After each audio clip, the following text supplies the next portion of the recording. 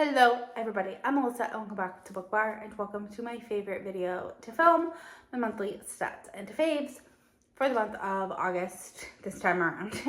So in the month of August I read a total of 16 books and I had 2 DNFs. If you want to hear my thoughts on the first 9 books that I finished, my mid-month wrap-up will be linked above. If you want to hear my thoughts on the second 8 or 6 with the 2 DNFs, that'll also be linked above. I read a total of 5,872 pages for an average page length of 367. And that pages is a little off because I did DNF 2 books and one of them I DNF pretty far into it. And I've read parts of 2 other books that I carried over into September with me. I had a phenomenal month reading stats-wise though. So I read 9 5-star reads, 3 4.5-star reads, 3 3.5 stars, and 1 3-star for an average rating of 4.5 stars, which is phenomenal. I read 1 physical book, 2 ebooks, 9 audio, and 4 mixed. I have really been struggling to read with my eyeballs. Every time I pick up a book, I'm reading for 2 minutes and I'm asleep. So I've been really struggling to read with my eyeballs, and audio has been my saving grace.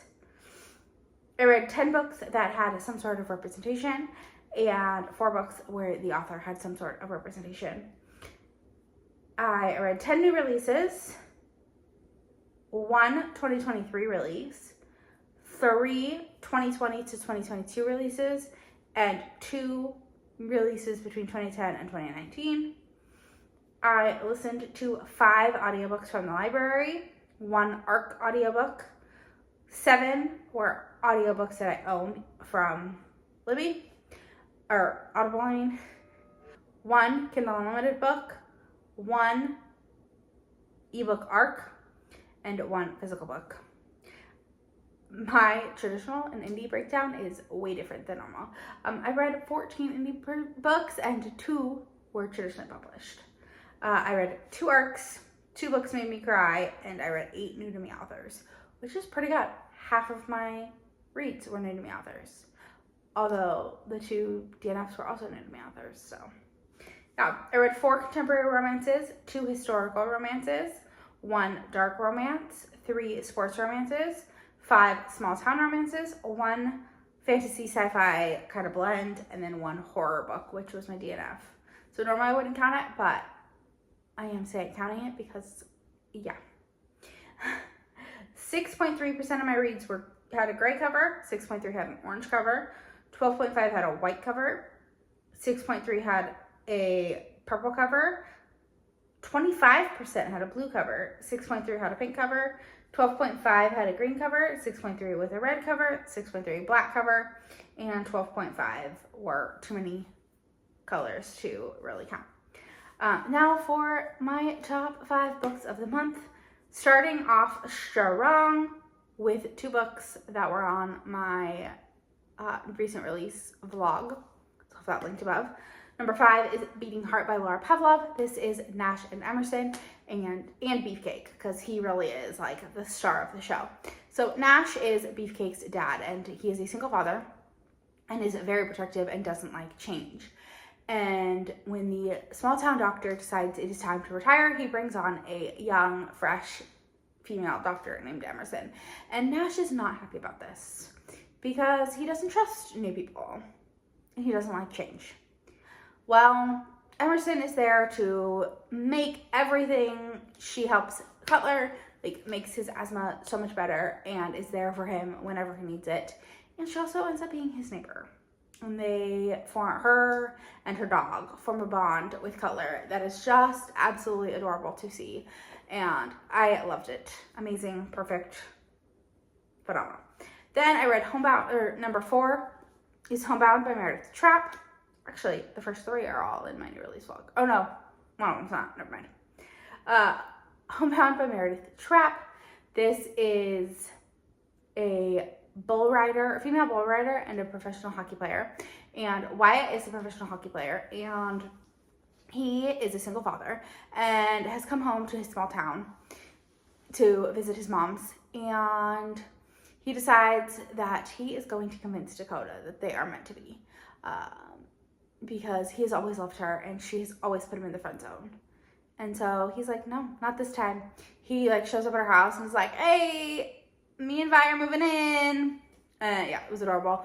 The way that Dakota fell for his daughter first was just, it was amazing. Then I read Rally by Devney Perry. This is the third book in her Treasure State Wildcat series.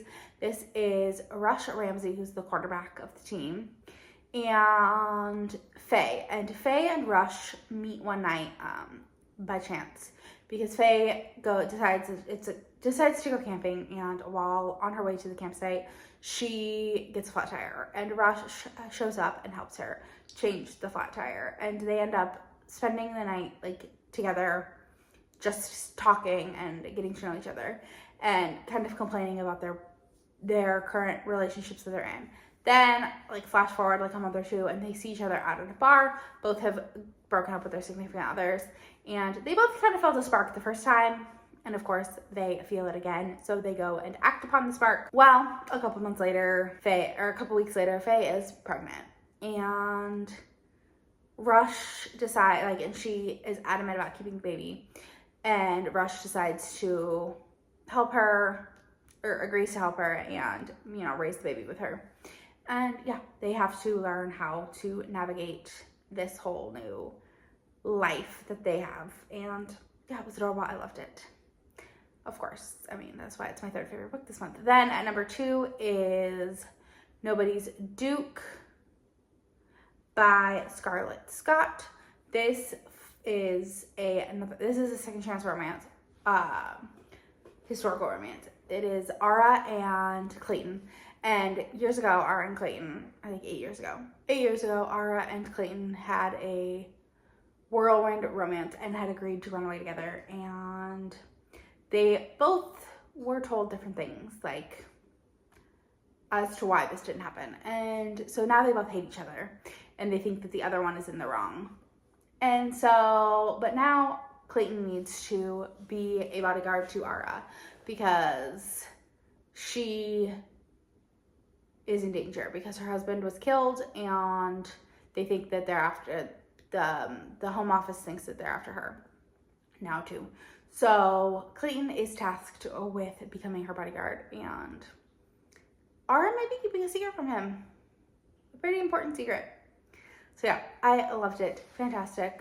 Again, of course. And then number 1 is Delicate Escape by Cowles. This is the second book in the Sparrow Falls series, and I just am obsessed. I'm obsessed. I love it. It is perfect. This is Shep and Thea, and Thea is a woman on the run, and you kind of knew that from the first book.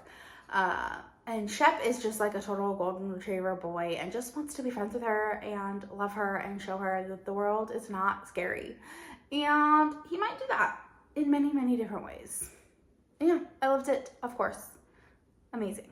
So yeah, that is my top 5 and my stats and faves for the month of August. What was your favorite book in the month of August? And if you made it to the end of this video, leave me a clock emoji.